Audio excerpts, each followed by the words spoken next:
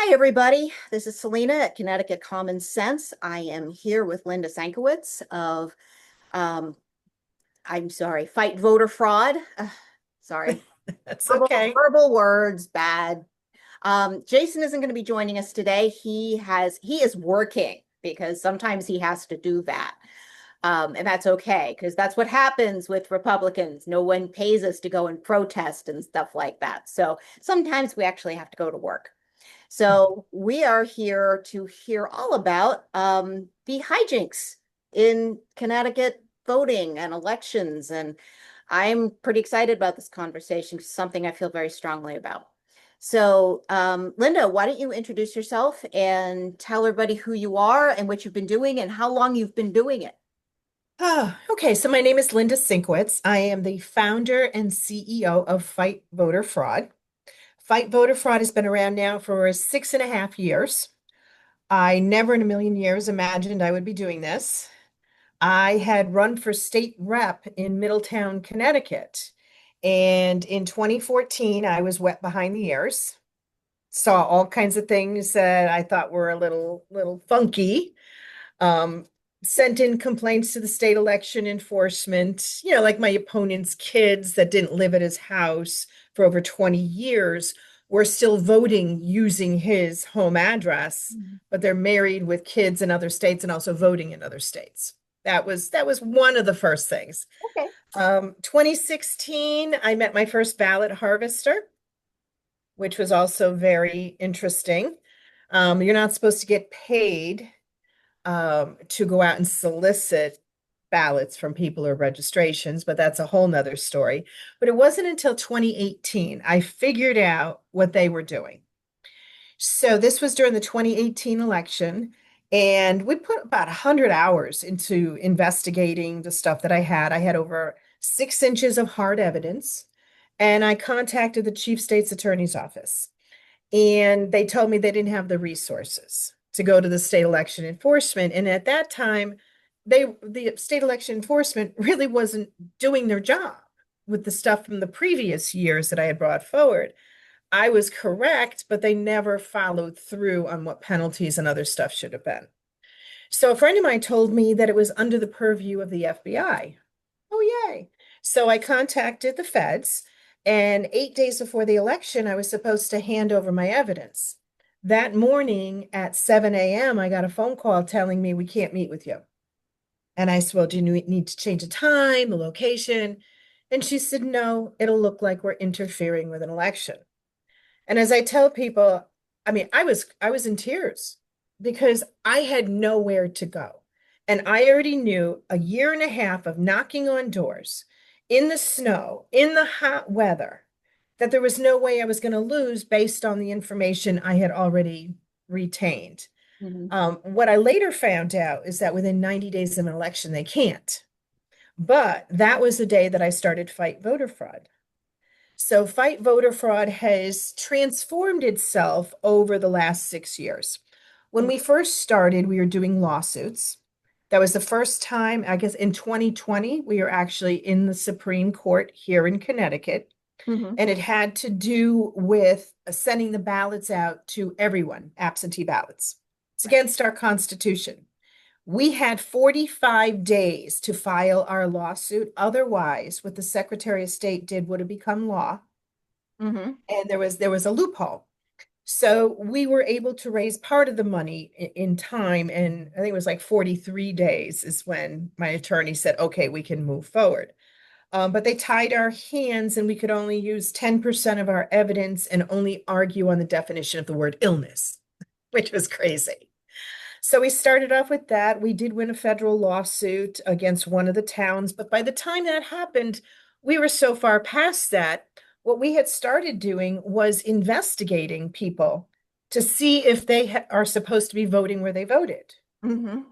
because there's a way to actually easily see who shouldn't be voting in your town. Mhm. If any absentee ballot, just to give you a quick little clue, shows that they want their ballot sent to another address, that's highly suspicious. The only ones that it would be okay is if it was military, which we never went after, college students, and that's a whole nother thing. Mm-hmm. But, some people, when they move, end up having their mail forwarded. Mm-hmm. So, and others, and it's just, so we started investigating those, not only in Connecticut, Mm-hmm. but I believe at the time we had like nine, excuse me, we had like 9 states.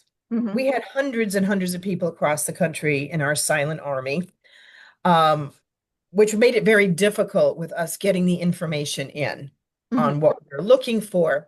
We have since that time really fine-tuned exactly what's needed by law enforcement. And Okay. we also pretty much stopped using volunteers because we were paying people to do the research Okay. because our stuff was more in depth. Mm-hmm. So that's part of what we started, but Connecticut has always been our number one focus. Mm-hmm. I live here, I've grown up here, Mm-hmm. and all I want is one vote for one legal voter. Mm-hmm. And I got to tell you, you are not getting that in the state of Connecticut. The biggest issue is cleaning the voter rolls.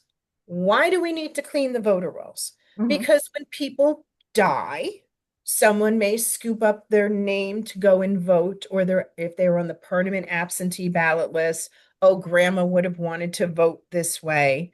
People that move, and it's just amazing how many people think it's okay to be registered in multiple states and in multiple locations here in Connecticut. Mm-hmm. So what we started doing, we built a database. We have, all the voter rolls. We have the NCOA, which is the National Change of Address, and a whole bunch of other real nifty things. So we can find out just about anything right now. And our focus has been on double voters. Like for the past year, two things in Connecticut, three things.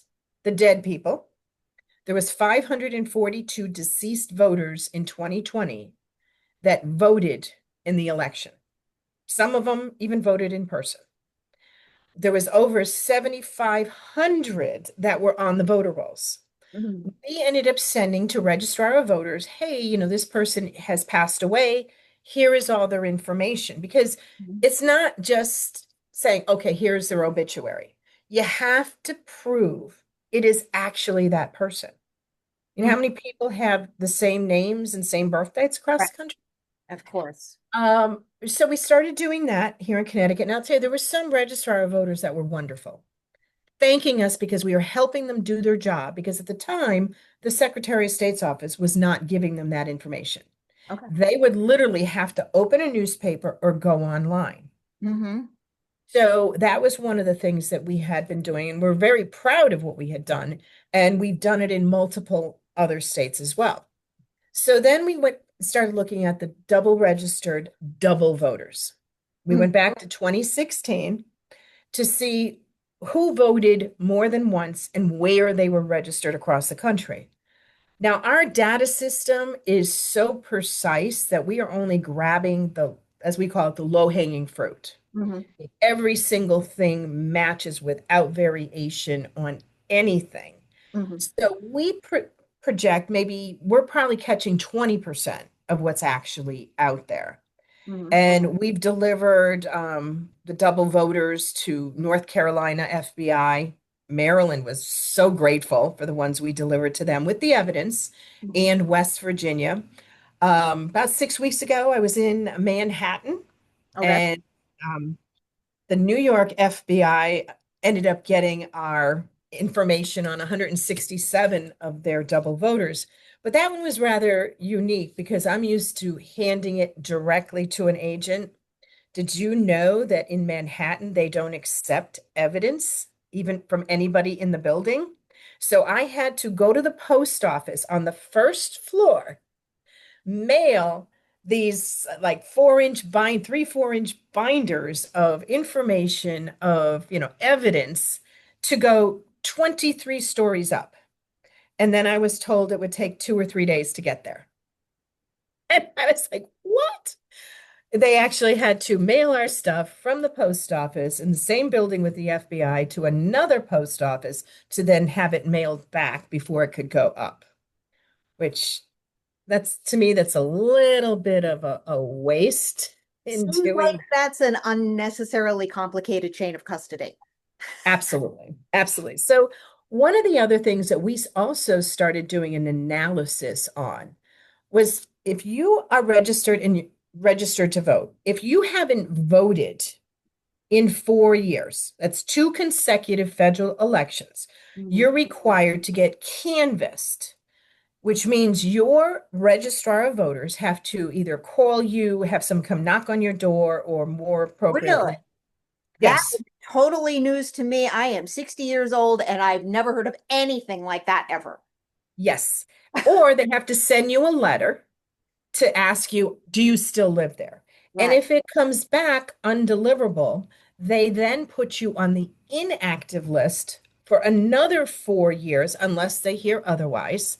And then by the ninth year of not voting is when you're supposed to be put on the off list for 1 year. Okay. So, with that said, it is federal law that you have to maintain your databases. Hmm. And if people are not being vetted as to whether they're supposed to be on the inactive list, Hmm. that's against HAVA, the Help America Vote Act, and the National Voter Registration Act. Hmm. So what we started doing was sending the information to every, I'm sorry about that. That's my motion detector light. So we started sending evidence of this or our analysis to every single registrar in the state of Connecticut. Hmm. And that was October of 2023. The numbers, the listing on who these people were, all the details, everything. Then we did it again in October of 2024. You would think the numbers would go down. Nope, they went up. So even more of our elected officials are not making sure. And I'm talking people who haven't voted in 12, 20 years Hmm. that are still being left on the voter rolls. Those are the ones that are ripe for what's called a wet ballot, which is what Bridgeport is sort of famous for. What a wet ballot is they already know the person has not voted Hmm. in X amount of years. Well, they're going to be the easiest ones to pretend you're them Hmm. or request an absentee ballot in their name Hmm. and put it into the system, which is what happens. You want to make sure they're removed. So we again did this analysis in May of 2025. So Hmm. 2 months ago, it got worse. Again, not doing their jobs. So with this said, back in July of last year, as a matter of fact, exactly 1 year ago today, I sent an email to the Secretary of State, the head of elections, Hmm. Ben Proto with the Republicans, and Nancy DiNardo with the Democrats. And my request, because we're transparent, Right. my request was, can you please let me know when each of the registrars were appointed, when they were certified, and their additional hours they have to have after their certification. So that email went out to all of them on July 8th. To give you an idea, registrar of voters are required by state statute to be certified within 2 years of being appointed. Hmm. And what that entails are them taking classes through the UConn program, and then they have to take a 2-hour test. It's multiple choice, yes or no, or yes or no questions, or multiple choice. They only have to score a 70, which the bar is so low to begin with, but it's also open book. I Hmm. mean, have any of us ever had that you only have to score a 70 using an open book for a test?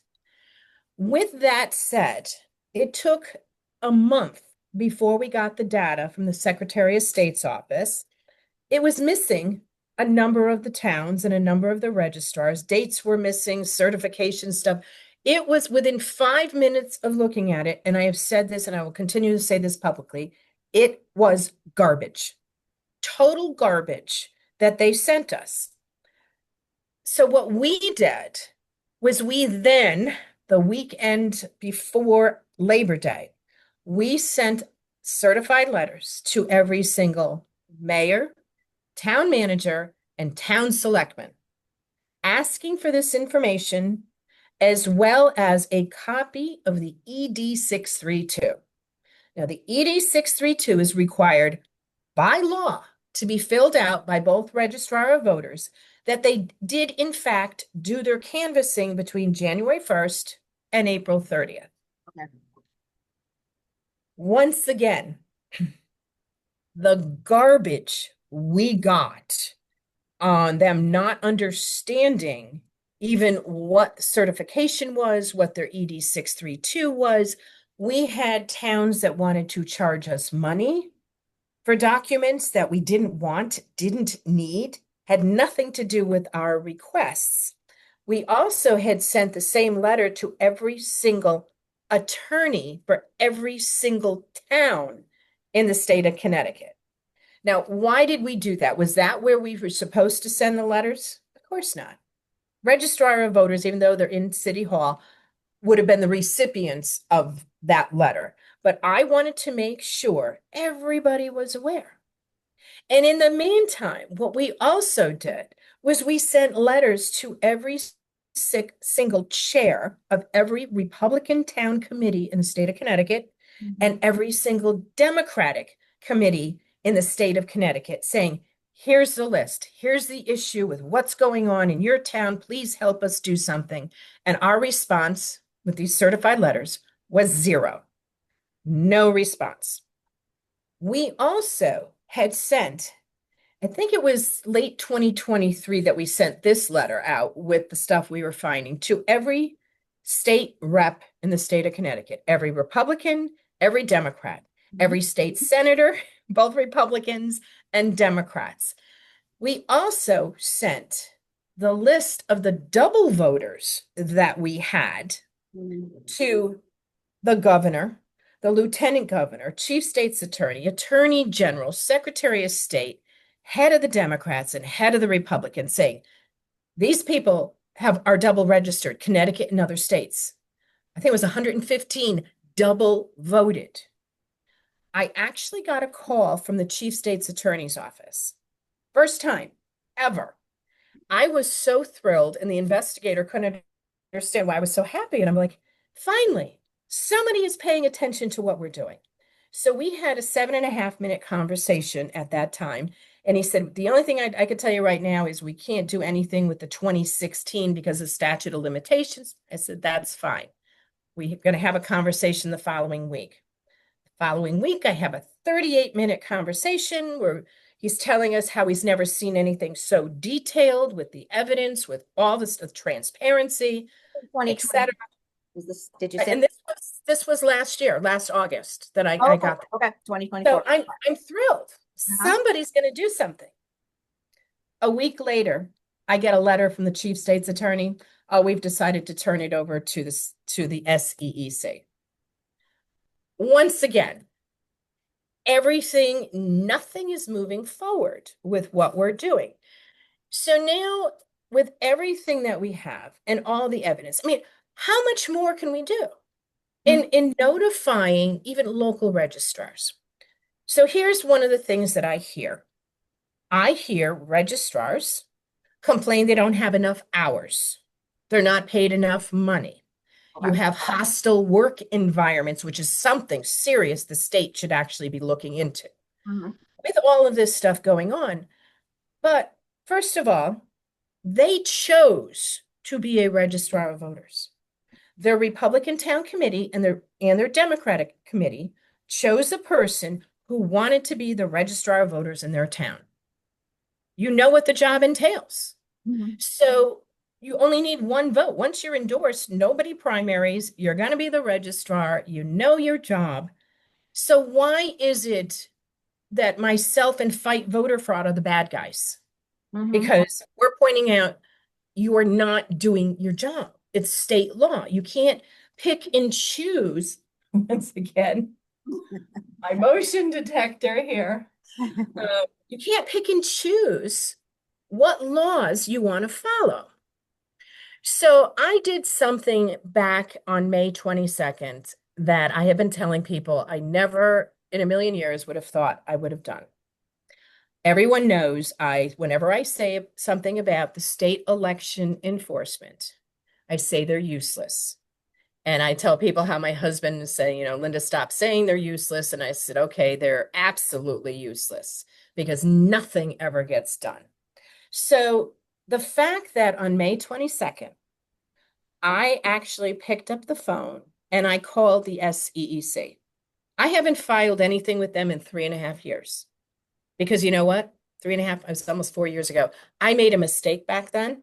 Mhm. Out of 57 felons, I mixed up probation and parole. I was only correct on 21. So shoot me, you know. But I always tell people that, I made a mistake and I would never make that mistake again, which is why all of our data and what we do, I want perfection. We Mhm. don't want to have people accused of something that we don't have the evidence for. So my calling them, to me was a big deal because I'm like, I need to get some information from them on what I've got and what do we do. They actually met with me that day. Wow. I got a call back at 3 o'clock from one of the attorneys, and he said he could meet with me now. Like, okay, I'm Mhm. in Middletown. Give me an hour because I'm going through rush hour traffic now, the start of rush hour to get there. And I ended up meeting with the attorney and with two investigators. Okay. I brought this book Mhm. because what we did with the information we did get or didn't get from the registrar of voters, we actually scanned in every single document. Tell me what's in that book for anyone who's just listening. Okay. So this book was our investigation into the registrars of voters here in the state of Connecticut. You can actually go on our website and click on it and read the pages. You can go to your town to see if your town complied with our FOIA request, whether or not your registrars were certified within the 2 years, whether they have the hours, and whether or not they complied with the ED 632. Mhm. We probably only had half of the 169 towns actually comply, which they, FOIA, they're supposed to, they didn't. And out of all of those, we only had, I think it was 27 towns that were okay. Mhm. We have multiple towns that, by Connecticut state statute, should not have even been able to run the election in November. So my discussion had to be with, we have all this, we have every single document that anybody sent us. The stuff we got from the towns that was printed on top of other stuff on top of other stuff. We got a Christmas holiday schedule from one town. It's like, Mhm. we don't need this. You wouldn't believe the stuff that we got, Give them a piece of paper, quick. and also very nasty comments and people being very upset because I'm asking for this information. What was funny is that even if someone told me, oh, I'm certified, can you send me the documentation? Right. The reason for that is we already knew ahead of time some people were going to fib to us, and Mm. they did, and we caught a number of them. And we're just trying to get to the bottom of this. So with that said, with that information and all the other information, I'm sitting with the state election enforcement and I'm telling them, I said, listen, I've researched this. The Secretary of State is the authority over the registrar of voters, even though she throws them under the bus all the time. Nope, I have nothing to do with the voter rolls. I have nothing to do with it. She is the ultimate authority. She And in her, certifies the election. She's the one oh, that's, and that's a whole other conversation. It looks that's a like. whole nother thing. Okay, I, continue. I apologize. I yeah, interrupted. and I will come back to that. So she is supposed to make sure the registrar of voters are getting certified. That's her job. You're violating your oath of office if you were not performing your job to the best of your ability, which also says if the registrars are violating any election laws, she is required by state statute to report them to the state election enforcement. Tell me, how many has she reported? Absolutely none. So none have been reported. And it's also with the ethics for the state of Connecticut. In her position and registrar of voters that are not complying with state statute are also, because they took an oath of office here in Connecticut, are violating the ethics because they're not doing their job. They're not going and cleaning the voter rolls. There's all kinds of excuses with everything. That's, like I said, all I hear. Although I should preface, maybe 20% of the registrars in Connecticut are doing the best they can with what they've got. Mhm. I mean, there are some good ones out there, but unfortunately, the ones with dereliction of duty far outweigh the ones that are doing their jobs. Mhm. We've also heard rumors since after they get their certifications, some of them get bonuses, but supposedly there may be some that didn't get their certification yet are still getting the same bonuses from the towns. And, ultimately the town pays for their training with this. So after my meeting up there, I was encouraged to file with them Mhm. concerning the Secretary of State, everything I told them, everything I have evidence for. So I went through, and it took me a few weeks, and I went through Connecticut state statutes.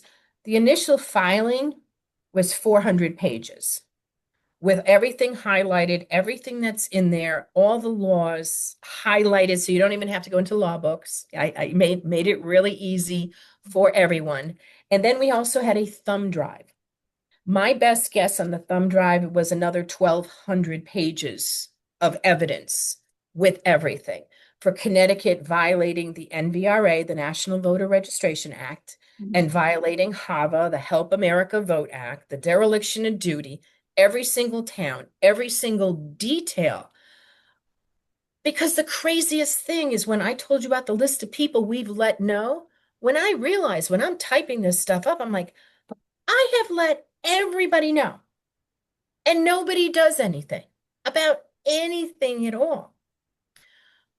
Well, I did take it one step further. I've been down to Washington a couple of times. Okay. I am not going to say specifically whom I met with at the Department of Justice, Okay. but I can say hand delivered this book, Okay. the 400 pages of evidence, plus the thumb drive. And my request was, please go after the state of Connecticut. I can't get anybody to do anything at all. Mhm. And you know what? They're looking into it. Okay. So I mean, to have to go to that extent is just ridiculous. Now, you brought up the certification. So we have to buy the Connecticut voter rolls. They cost us $300. Yep. And we decided the end of December we wanted to purchase them. So on December 30th, we paid $300 for the voter rolls. We end up getting sent the voter rolls that were already several weeks old. They were from December 18th. And what is significant about that is that on December 17th, every state in the country, by law, had to have their numbers in to Congress, their certified numbers. Okay. So our data person starts going through the voter rolls. We were missing 26% of the votes. We know every single town that didn't bother sending their numbers in.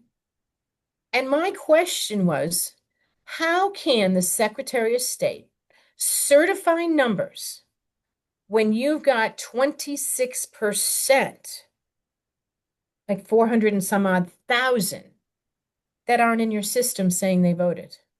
So tell me, so this is from, I just want to articulate this a little more. So your data person was going through the data and found that this many people voted, and that's not what her numbers said. Is that, am I articulating this What correctly? we did is we compared the numbers Mhm. to three different media sources Okay. on what were reported on election day. And we have those numbers Okay. posted Okay. as far as what they should be. And they were all within 100 Mhm. votes. So we have all our source data. We have all our analysis because we know how to do it. I've got one of the best people who Mhm. does all this data analysis because we don't just do it for Connecticut. We do it for multiple states across the country. We're working in Utah, we're working in Montana, we're working in Hawaii. I mean, we are working all over the place, helping other organizations with their stuff, Mhm. which we also were doing with the double voters Okay. when I think it was starting in August, July, August of last year, I wound up getting on national programs. Mhm. And we had the data that we were telling people, just ask for it, we'll give it to you. Mhm. We had all 50 states actually request the double registered double voters from us. That's awesome. We know that there was at least 12 states that have their stuff in court. Okay.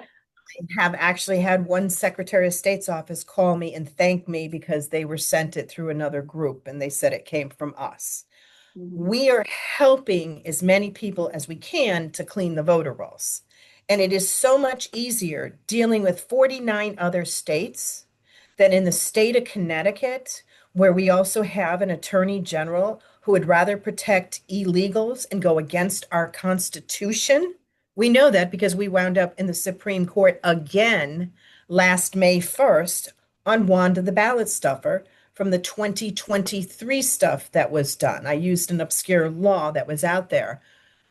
The state of Connecticut Supreme Court finally ruled in October on our case, and they didn't rule on standing or rule on the merits of the case. They ruled on standing. They said our Bridgeport people were in no way, shape, or form had their rights violated with the actions of Wanda the ballot stuffer and Anita based on Massachusetts law. I kid you not. Our Supreme Court in the state of Connecticut did not use Connecticut law to make their determination. They How does that used, even work? I'm sorry. so where do you go with this? Thank Like you. I said, when the Attorney General should have been the one standing up for us because we were standing up for the Constitution, he fought harder than anybody else. And they had the Chief State's Attorney's office, they had both of them, the Attorney General's office and the Chief State's Attorney's office going against us Mhm. because I used a law that has been on the books since 1847, was used once in 1959, and it's a standing law. But then I was slandered by the Attorney General and called a vigilante, which we on television, which we then turned around. So if you want your proud vigilante hats, t-shirts, and sweatshirts, go to my website. They're Nice. on. You can purchase them. Nice. So with everything that we're working on, we are doing our best to clean the voter rolls themselves. That's all we want. I don't care what party you're from. Mhm. But it is so skewed, and we have so many people not following the law. Like I said, now I'm to the point we're going to do anything and everything we possibly can. We always have people saying really nasty things about us, and people who anonymously talk about my organization that have no idea what we've done even in the last 8 months Mhm. because we've kept quiet. And even stuff last year after I had let some people go, there was stuff that we'd been working on that they had no idea. So we're really proud of the fact that we have helped thousands of people across the country, thousands of volunteers. We're training people. Like I think at the end of this month, we're training in West Virginia. We just trained some people from Montana the other day. We're doing stuff to help everybody, yet we are the ones that are constantly attacked. We're this terrible organization. We don't know what we're doing. Why is anybody funding us? Why do you And think that happens? because I believe there's some people out there that would rather point fingers and complain than rather do their jobs or offer a solution. Mhm. I do have a solution, by the way, for the registrar of voters here in Connecticut. It's a very simple solution. We have 8 counties. We should actually hire a Democrat and a Republican at the county level to oversee their towns to make sure registrar of voters are following the law. getting their training, getting their certified hours. What else do you need? What do you lack? And getting the help that way. Mhm. Because obviously, Kirsten Sullivan, the head of elections for the state of Connecticut, is not doing her job, and neither is the Secretary of State. They're not doing their job. And subsequently, registrars aren't doing their jobs.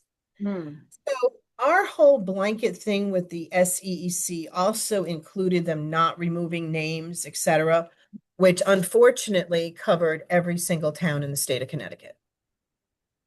I know some of them are working hard, trying to do the best they can. Some of the challenges for some registrars Mhm. are that when you remove a name, both people have to agree, the Democrat and the Republican. And Mm. if it doesn't, then it goes to this whole big thing. I've heard stories where one registrar would not remove a woman who had passed away, even though the other registrar had the death certificate to show her. And her reasoning was when her husband comes in to vote and doesn't see her name, he'll get upset. Really? Then I had another one that said to me she didn't remove anybody off the voter rolls, including people who had died, because she didn't want to disenfranchise anybody. I- You can't make this stuff up. Mhm. There's one town in Connecticut that some people actually asked me to leave a meeting because they asked me how I thought their town was doing. Oh boy. Um, Sometimes I'm a little straightforward with my language and I really should clean it up. And I told them, I said, you guys suck. I said, you are the worst in the state. I was even taking off the dead people, Mhm. for another 4 years later, and you still have X number of dead people on the voter rolls. Well, they were offended because their 93-year-old registrar of voters was doing the best she could. And that's when I told them, I said, isn't that elder abuse? You couldn't find anybody under the age of 93 to be your registrar of voters? I mean, this is something that the GOP should be on top of. Yeah. And and the Democrats should be on top of making sure you have the appropriate people in place to run these elections. But again, we were completely ignored. The only thing we had heard about was when Ben Proto sent his letter and stuff to Pam Bondi, and we do believe it was utilizing our data, by the way. It was just like, really? Nobody wants to give us credit for anything we're working on. They do want to tell us what we should be doing, but they also don't even want to donate $5 to help us out. So that's where we're at with our organization is the fact that we're a nonprofit. We're a 501(c)(4) nonprofit, nonpartisan. I could be partisan. I try to stay as transparent as we can. And we live on donations, asking people to please donate to us. We have a few wonderful people that even, it's like $20 a month. Every little bit helps for us to do our job. So, fight voter fraud, like I said, we've been around 6.5 years. We've been hit with the baseball bat so many times. We're still here. We're still standing, and we will help anybody we can possibly help. We just need more people to get involved in their own local towns and say, like I said, even my chairman from our MRTC completely ignored Mhm. what we gave him. Everybody can do something. Check your street. If you know that somebody moved or sold their house, check to see if they're on the voter rolls. That's a good suggestion. Notify your registrar of voters. Like Sammy Jones moved 7 years ago. Right. You know, those types of things will help, even if we have to do it one at a time. Mhm. Again, our digging up the evidence takes us a very long time to do. But one of the other things we have decided that we will do is we also have a training manual. We put it together late fall, early January Mhm. of every single state, every single website that we utilize to gather the evidence, We do not pay for any information.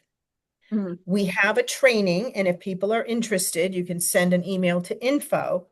And even though we didn't want to train online, we will. Or if we get enough people, we can train in person.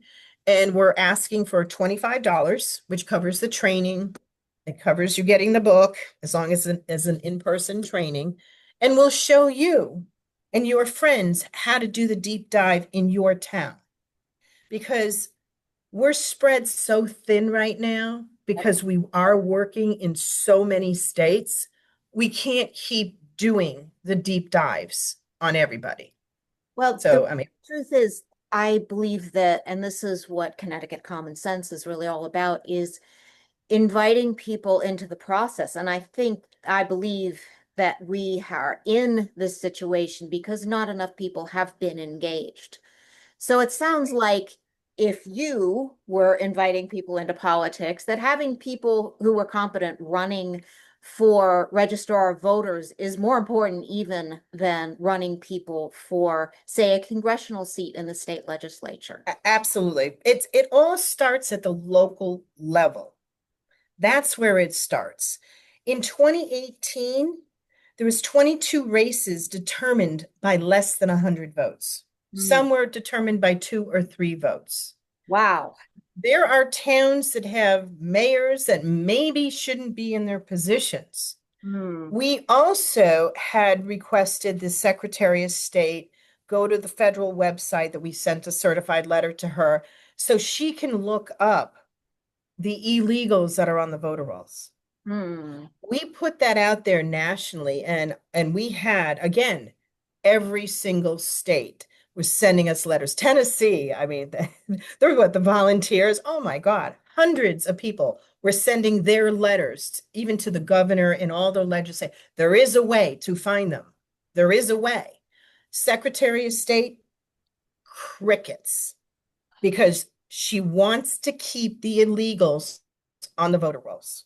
Now, They talk don't a want to little bit clean about voters. how they get there, because I know it is against state law for people who are not American citizens to vote in our It's election. against federal law It is as against well. federal. So how does Yes, it happen? Talk about how that happens. so easy. How do they get to do this? It is so easy to do. When you register to vote, you're supposed to show an ID. And if you don't show an ID when you register to vote, it will have an asterisk next to your name in the voter roll saying you need to show an ID at the polls. So what happens is someone comes in, could be for nefarious reasons. They say they're that person because they filled out online an application. And again, they're supposed to show an ID. They don't show an ID, and the person said, well, sign this affidavit that it's you. Ultimately, they should have filed a provisional ballot in a federal election. Hmm. The affidavit is never given to anybody. And then the checkers go and hand them a regular ballot. So the ballot gets mixed in with the other ballots. No one ever sees the signature thing, and that little asterisk gets taken off because obviously they must have seen an ID, which it is federal law. The first time you vote, you absolutely 100% have to show a photo ID. So that's one of the easy ways. Then you have the ones that will sign people up that do not live here because the landlord gets paid money to do it. Okay. This past election, there was a Democrat in Hartford from one of the meetings that actually sent a video to all the legislators saying how fed up she was and that they actually had illegals were costing $100 a vote to get paid for their votes. I had a legislator send it to me because they didn't want to have anything to do with it. I sent it to the Secretary of State. We sent it out to people and nothing happened. So the going rate for an illegal vote in the city of Hartford was $100, but apparently it was going up. It doesn't mean the illegals themselves were getting the money. It's the cartels that are running them that are getting the money. Mhm. So when you have the illegals, you have the cartels, you have the hands of the police that are strapped, you're Mhm. going to have more of this. Again, you're going to have people who somebody passed away in their family. Oh, well, I get an absentee ballot for them. They're still on the voter rolls. Okay, I'll fill it out. Very few towns actually check your ID. Your town may check the ID, but it doesn't mean every single polling location. And Mhm. the other problem that we had was there are polling locations that are not covered the way they're supposed to be covered. You Mhm. have to have the same amount of Democrats and Republicans Oh, at the desk. You have to have one Republican and one Democrat at the check-in. There's okay. very specific positions. Okay. Not happening. City of Middletown didn't happen a few years ago because they didn't ask anybody for the Republicans to go and do it. That's against state law. So we actually did, this is the last time we'll ever do a FOIA with registrars, honestly. In October, we sent a FOIA out asking when they train their volunteers and how they get them and sign them up. And I went to the Freedom of Information and I met with them and they said, if I don't get a response within 4 days, then I file a complaint. Yeah, they're supposed to at least acknowledge it. We had 87 towns that didn't acknowledge. Took us 3 days to do the complaints legally the way FOIA said we needed to do them. So we do that. And then we start getting, we thought we got garbage before. One town wanted to charge me $425 for 850 pages they were going to send me. As opposed to sending you a digital file. And right, and I only need maybe 10 pages at most Mhm. because of the very specific stuff I asked for. Some towns, they sent me the stuff and it was like 2 or 3 pages. That's it. The reason I was doing that was because I had been tipped off on several towns that they were doing the same thing. They weren't having Republican and Democrat. They were putting in friends and relatives. They weren't training, and I didn't want to target those specific ones. I thought, well, let's see what's going on. So I think it was like 2 weeks later, I contacted the Freedom of Information and my contact person. And I told them, I said, I am so sorry, but I'm going to withdraw those complaints.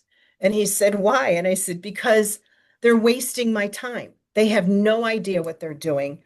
I mean, they're absolutely clueless on what we're asking for. And he ended up telling me the same thing because they started calling him. They didn't know what they were doing. They didn't know what FOIA was. And he said that because of that, the training for FOIA by the state of Connecticut was going to change because what we went through with that. And he did ask me to write a letter on why. And I was very candid on why I was withdrawing the complaint. And like I said, we don't have time to be wasting our time with getting information that should easily have been able to have been delivered. We're still getting stuff from one of our other FOIAs. It's just like, really? You know, you're supposed to comply immediately. So anyway, so we have stopped sending things certified to registrars. We have stopped, asking for FOIAs. We've stopped everything because we already know what we've got and what we've seen, which is why we filed the complaint with the state election enforcement. We had to do something. And as I said earlier in your program, I am so happy I was able to hand deliver it to the appropriate person at the Department of Justice because Connecticut should be made an example of. Again, we're willing to work with anybody. Mhm. We're willing to help registrars, and I said there's 20% out there that are fantastic, Mhm. but there's a whole bunch of others that they have their issues. And again, the bullying that and the hostile work environments, Mhm. which I will speak to whomever from the state wants to What talk does to me. that- Talk about what a hostile work environment means. Hostile work environment means one of the registrars demands certain things to be done that are not legal. And Oh. if you don't do it, they don't care. They're verbally abusive Mhm. to the people. I love when they use the stance, well, get out of my office. You can't be in here.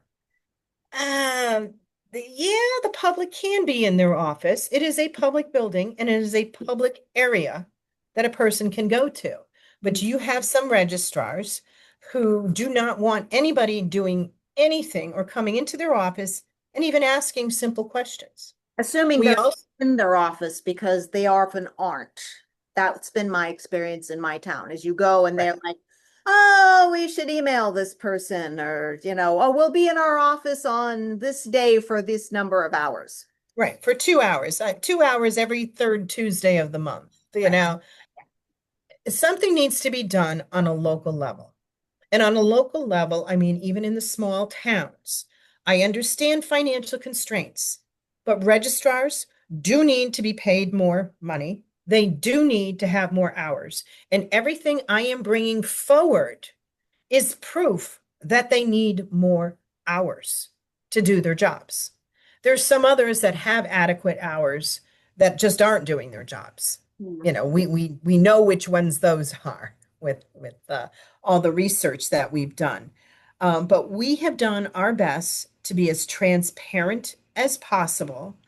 I've got just under 10 people that now work with me. A year ago, we had 27 just in the Connecticut offices. We're doing 3 times as much work, which is incredible. The dedication of the people that are here, I can't speak highly enough of everyone from Fight Voter Fraud that is working to have election integrity here in the state of Connecticut. One extra thing that was added on is I now have an hour TV show. It's on OBBM Network TV. We just taped our 15th episode a couple hours ago. And we highlight election integrity across the country, very specific states. Then I do a national thing. I do have guests. My guest today was Josh Bernstein Mhm. out of California. Next week, it's Ken Cuccinelli, the former deputy of Homeland Security, and he was also the attorney general for the state of Virginia. Mhm. He's actually my mentor.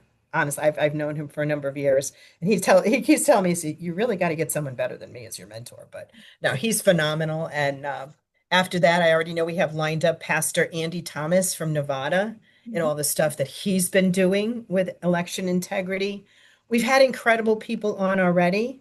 So we're really excited about that. It's getting a lot of views and a lot of likes from people who are finding us. And again, it's called Sinkowitz, but it's spelled phonetically for my name, and it's under OBBM Network TV. And even my staff, my crew that I have working on that. Remember Matt Caron from Channel 61? Yes. He was a reporter. Okay. Yeah. He now runs Caron Communications, The one that and got into all kinds of trouble with the network, didn't he? That I'm having some memory of this. So, yeah, so he has his own company, and he actually works with us. He's one of our people, and he does a lot of the editing for the mhm. program. I If you have my assistant. send me a link, I will make sure that that gets into the show notes. Oh, fantastic. On. Yes. So Yeah. I was going to put fight voter fraud in there anyway, but send me a link to the TV show. We'll make sure that's in the show notes. Yeah, as a matter of fact, last week's show, Matt Caron was on. Oh, And we talked about, which was my only local one we did. We talked about Wanda the Ballot Stuffer. So I will forward that to you, the program itself. And like I said, and we have, a couple other people working on the TV show that are phenomenal. We are making it look like a news program. And it takes a lot of work and effort to be tracking down the stories. And just like you have with registrars that aren't doing their jobs, you have people in the news media that have very slanted views of what the truth actually is. Did I uh-huh. put that correctly? I think you Um, were very gracious. yeah, and sometimes it is really difficult to read through articles when you know that there is something useful in there, but you have to dig through all the rhetoric, Mhm. and there's some that I've decided I don't even read their articles anymore. Like Mhm. NPR, no. And democratic democracy is another one that why can't people just give us the truth, give us the facts Mhm. without slanting it one way or another, you know? So this is the stuff that we bring up and we've gotten a lot of people engaged in what we're doing. So we're excited about that. Um, Would you feel comfortable naming some of your, say that your five favorite towns to work with? okay. One of my favorite towns.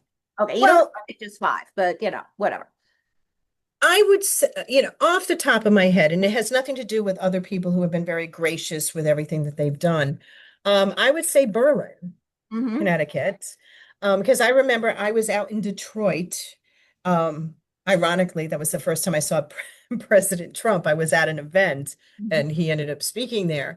And I got a call from them concerning something we had sent. And they had both the Democrat and the Republican on the phone Wow. and they were very complimentary. Hmm. And we had a great conversation Hmm. about where I got the information that I gave them, how we're doing it. They said it is so helpful for them.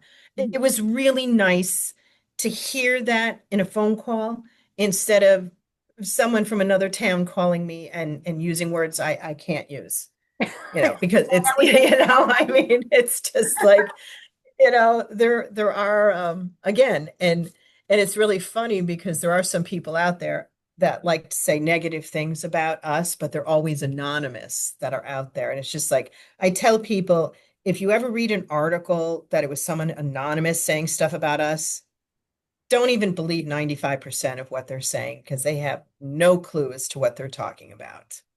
So, like I said, we put up with a lot. Oh, another one that was actually good is New Britain. Hmm. New Britain. The only thing they missed was the date of their canvassing. But a number of the other stuff that they've done, we actually went and spoke with them because we would like to do a tape at a registrar's office here in Connecticut to tell people the process of registering to vote. I think that sounds like a fantastic idea. Um, yeah, but you also have to get both the Democrat and the Republican on board. Mhm. So it was declined, Oh, wow. very graciously declined, but I knew that when I was there from the questions I was getting. It's Mhm. like we would be transparent. Mhm. If, say, we'd taped in Ansonia and your registrars were amiable to us coming in for a couple of hours, we would let them know the questions ahead of time. We would also, after editing the tape, we would let them see the tape before we'd let anybody see because we want to make sure everybody's comfortable with what we're doing and that it's accurate. Right. So we've kind of put that off to the side until someone actually volunteers now, because we don't have time to keep knocking on doors and Right. getting kicked and saying, nope. It's like, I'm wondering, so I have had some good conversations with a couple of registrars of voters. The one that sticks in my mind in particular was she was describing the actual training that is, by the way, $1,800 that the town has to pay. Um, yep. but for $1,800, she said that this training was downright useless and Mhm. repetitive and talked about things that had actually nothing to do with registrars of voters.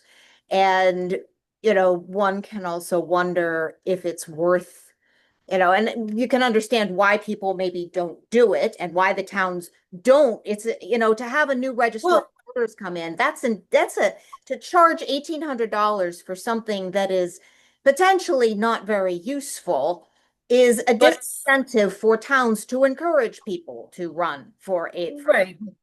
But then again, there is state law that says Yes, they they should have to do it. go through their training, and Yukon has been the one that the Secretary of State's office has gone to for their training. I actually looked into taking the classes myself, but you have to be a registrar of voters or a deputy Yeah, registrar in order to take them, because I wanted to see what they were about. But as you said, it is not very good at all. Even the updates we know that the Secretary of State gives, she's very partisan, Mhm. as you know from her last meeting with the Registrar of Voters. The nasty things that she said about the Republicans. She's supposed to be nonpartisan. The ultimate of nonpartisan is her position. And again, she's not doing her job at all. I have offered multiple times to sit down with her and let them know what we're finding. Mhm. We can help. We really can. Um, but that's not what we're getting. And we're getting, all this negative stuff about us when they didn't even know we had been sending stuff with evidence to registrars. I Mhm. know that because a couple years ago, there was somebody in the Secretary of State's office that met with me for exactly 23 minutes. And she made sure she kept watching her watch. And she's, we tell them just to ignore the stuff that you send. And I said, well, they can't ignore the stuff because we're sending stuff for the public good. And Mhm. once we get it to them, it's public information. They can't throw out the binders with all the evidence. It's against the law to do that. And she wasn't even aware that we had been, sending the stuff in. And I said, we are trying to help. And like I said, we do have some people that are wonderful, that treat us nice, Mhm. that thank us for what we're doing. But unfortunately, it slants mostly the opposite way with the negative things about us that aren't true. Mhm. Um, and we, like I said, we've transformed into seeing how we can do things and how we're moving stuff forward. And I'm in contact with multiple people across the country that are actually working to make a difference. Mhm. Two people that I think are phenomenal is Greg Stenstrom out of Pennsylvania. Mhm. He's like my hero. He's doing a lot of the legal things and going up against judges and all this other stuff. And most of the stuff he does is pro se, and he's making headway in a lot of places. And another one is Marley Hornick from Oh, United Sovereign Americans. she's great. And when I was at an event down at West Palm this past March, I actually have a picture of Marley, Greg, and I together for the first time. We were always before or after each other on different podcasts that we're on or different TV shows we're on. So that was the first time we were in the same room together and, had the picture taken, which I cherish. I mean, the two of them are phenomenal. And I throw in there Fani from Michigan, Phani from Michigan. He does a lot of testifying on different bills, but he also developed a website called Check My Vote. And he has Michigan, Ohio, and Tennessee on his website so they can go and check information. I heard just the other day that he's working on getting West Virginia as one that's added on as well, which would be great. You also have voteref.com, voteref.com. If you go there, she has 36 states with all the voter rolls. You Mhm. can look up to see different people who have voted, if they're still registered, their voting history. So that's a fabulous site that I tell people to go to, voteref.com. You'd be surprised. Uh, I know I talked about a whole bunch of different things here. I think I want to ask maybe one more question. And so just a general picture, what do the cities in Connecticut look like? Did you get any responses from the cities? Hartford, New Haven, Bridgeport, Waterbury, Stamford. Wow. Well, let me see. I know a few years back with Stanford, they weren't even maintaining the custody of the absentee ballots that come in, or the absentee ballot request forms, excuse me. They are supposed to be put in alphabetical order. Mhm. We went down there and they were thrown in multiple filing cabinets in piles. Awesome. So it's just like, well, then how do you find that? How do you find the stuff that's going on? I'm looking up Stanford for you right now. I see a red at the top. It said Stanford completed its canvassing in 2024, but it was after the deadline of May 1st. So they did it, but they didn't comply with state law. They didn't present any certification on Ron Mallory, the Democratic registrar. and they didn't send one on Lucy Corelli, the Republican registrar. So we have no idea.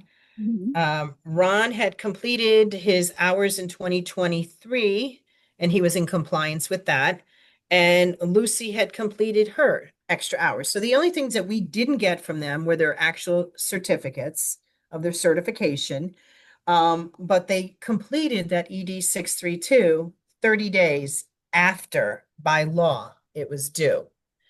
I'll flip to New Haven. Let's see what New Haven looks like here. Okay. New Haven, very short. They never complied with our FOIA requests. Okay. Nope, no hours, no certification, according to the Secretary of State's office, we do have in the book, which you can get online and check out. They do have it by town so people can see what their towns look like. And the last one I'll look up for you would be Waterbury. Waterbury people are actually very nice. I've had contact with them and they were always pleasant to me. In fact, when my mother-in-law had passed away and I stopped in, they immediately took care of my mother-in-law, getting her off the voter rolls. And Waterbury is green, which means they're certified, they have their hours, they completed their ED 632. So, as I said, so Waterbury is a go. Now, I know I said that was going to be my last one, but let's look up Hartford. Did I look up Hartford? Surprisingly, Hartford has green. I don't mean to say surprisingly, but yes, Hartford actually submitted their stuff and they were actually in compliance. So that is a wonderful, wonderful thing that we found here. Sorry. Because we see out of 169 towns, I think it was 27 or 28 that actually were completely in compliance, which is not a good percentage. No, no, it is not. I can't think of anything specific that I'd like to ask you. Is there anything you want to add before we call it? Well, I guess you can have people go to our website, fightvoterfraud.org. Mhm. Check out our website. And if you feel like it, you can actually donate. You can ask for double registered, double voters. We've just started getting those out now across the country. And it's first come, first serve. We have people in order. We got a lot other states ahead of Connecticut right now that we're pushing out. Or if they want to actually get trained, and if we have multiple people in Connecticut, we may even set up a location to do the in-person training, which takes about an hour and a half. Yeah. So And we would I love have to do one more that. question. I do have one more question. Do you think Connecticut is the worst state for voter fraud? And I Yes. realize this is a personal opinion because No, it's and I've been saying this all the a data, lot. but Percentage wise, I have already said from 2020, out of the 2.508 million voters in Connecticut, at least 500,000 died, moved, or never existed. We're well on our way to proving that. okay. Connecticut election laws are going the opposite direction. They are not looking to have security. We have a Secretary of State not doing her job. We have scores of election officials not doing their jobs. I put Connecticut percentage wise as the worst. And the second worst, which surprises me, and it's only because I've been working with Hawaii, is Hawaii. Hmm. Hawaii has their 8 islands. They have under 900,000 people that vote. And they, in this past election, had something, I think it was like 78,000 absentee ballots showed up in the system, not attributed to anybody. And there is only 3 states in the country that don't have a Secretary of State. And Hawaii, it's Alaska, Hawaii, and Utah. Huh. So Hawaii utilized up until recently their lieutenant governor, who then hired an election person who's in charge of the elections now. And even election officials that are supposed to see documentation and a whole bunch of other stuff have not been allowed. I mean, there are court cases going on now from election officials that aren't being given information that by law they're supposed to be able to take a look at. It's bad. It's really bad out in Hawaii. And then it goes to the normal ones, from Arizona to Wisconsin, Michigan, Pennsylvania. I would say the ones that are really working hard to be the best, one is Tennessee. Mhm. Heritage Foundation, I believe, rated them a 91 in their scorecard. Okay. Alabama just reached that same threshold of 91. Okay. So people can go and check that out again on Heritage. And Idaho and West Virginia jumped a number of points recently for the different laws Mhm. that they had put into effect. Okay. So, I mean, those are the ones they're working on moving up. Honestly, I didn't even look to see what they scored Connecticut at because we were usually pretty close to the bottom of the barrel. But again, they use certain criteria and I do it based on what I've seen. Okay. I mean, with the hands-on, looking at everything, and we're constantly looking for other ways to actually get the attention of law enforcement. Mhm. And one of the things, I might as well say it out loud with you the first time, I've been looking into US 18, which is mail fraud. Mhm. Okay. And I do believe that when you send in an absentee ballot that is fraudulent because you're signing it anyway, that says under penalty of a felony, when you're signing it, that it's correct. So if you send one in and it's not you or you don't live there, that's a felony. And through the different ways that the law is interpreted, that falls under mail fraud. And it doesn't have to. You always think that, for federal stuff, it has to go across state lines. It doesn't. When it comes to mail fraud, it can still be interstate because the US Postal Service is in charge of it, which also made me realize why they want those drop boxes. Mhm. Because the drop boxes are Mailbox. It's not a not mailbox. right. They are not federally protected, which are the most useless things because even the ones they have in City Hall, why not walk the extra 12 feet and hand it to the town clerk? And you're not going to get into City Hall when it's closed, Mhm. and also under Connecticut state law, if the drop box is not on town hall property, they have to, by law, hire a police officer to go with them every time they go to the box. Well, you and I both know that's not happening. Right. We know about multiple ones that they're actually sending the janitor who gets the mail to go and unlock what is supposed to be secure. So the chain of custody doesn't work. There is no reason for drop boxes Mhm. at all. Put a stamp on it, send it through the mail, then it's protected. Right. So All right. Seems like we're there. So I think so. I think right. so. It was great talking to you. This has been incredibly informative, and I'm sure our listeners will really appreciate the information. Oh, thank you. And like I said, if they want to get in touch with me, they can email info@fightvoterfraud.org.